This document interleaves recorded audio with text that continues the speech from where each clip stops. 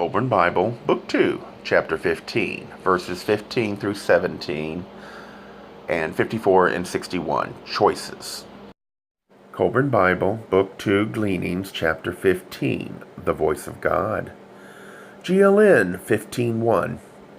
The voice of God came out of the heavens unto his servants, even before the days of Wunis. But in these days it has come to certain of his devoted ones who heard it within the cavern of visions. Afterwards, each wrote it down according to his own hearing, and lo, when they came together, it was seen that each had recorded the same words.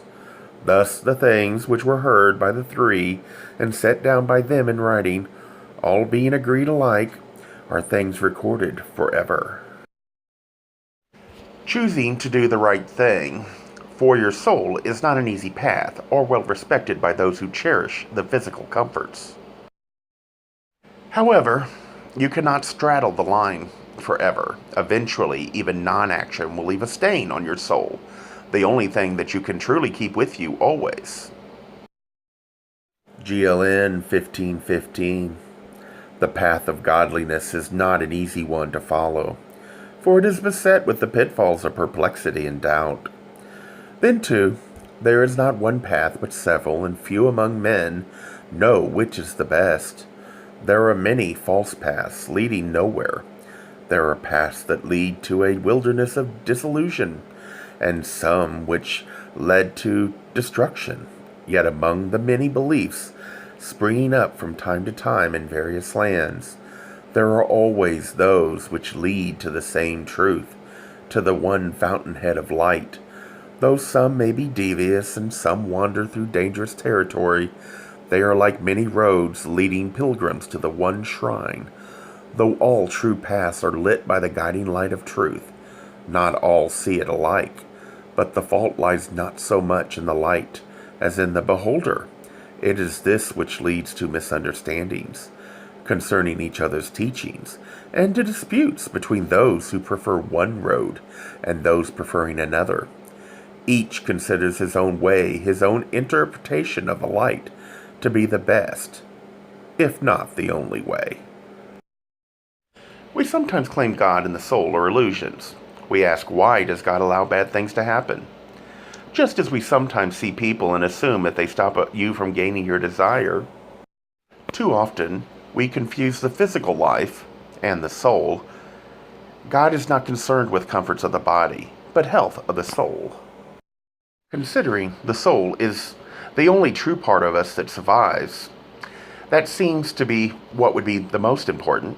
The tragedy happens from human error. Some pay that are innocent. But we do not know a reason, and again, the body is not his priority. Earth is at most a playground for kids, and we sometimes make mistakes, and he does try to help, but he doesn't stop us from making those mistakes so that we can learn from them. GLN 15:16. There are few, even among truly enlightened men, who are able to conceive my true nature, and these know that I am even above unchangeability and manifestation. I can think of myself as some other, and forthwith that other comes into being. There are those among men who declare all life, all my creation, to be an illusion of the senses, a dream without substance. They are in error, for all that is real and all that exists was ever latent, awaiting the awakening kiss, because men cannot know reality as it actually is, but only as they can conceive it to be, with their deceptive senses, does not make it any less real. If all men were blind, the stars would still exist. Claiming he doesn't exist because he doesn't perform tricks is completely ignoring all the times when you reach inside yourself and allow yourself to touch that part of us that gives us a feeling of truly being in tune with others around you. To me, that is where you will find God. GLN 15:17. Neither their reality nor truth, nor the God who is beyond and above both, will be inconceivable to the minds of the ultimate man. Only man in his present undeveloped state, and in his ignorance cannot conceive such things. And therefore, because in his blindness they are beyond his sight, he says they do not exist. It isn't a great answer for those that stubbornly want to make sense of everything Earth is for the ignorant to learn in a way that limits the damage, just like a nursery school. This is clearly how I see things. It will not fit in well with the belief that we are superior, but if you can open your eyes and see what humanity really looks like the last 3 decades, I doubt you would think of us showing wisdom or intelligence. But only we can decide to let go of illusions. GLN 1554.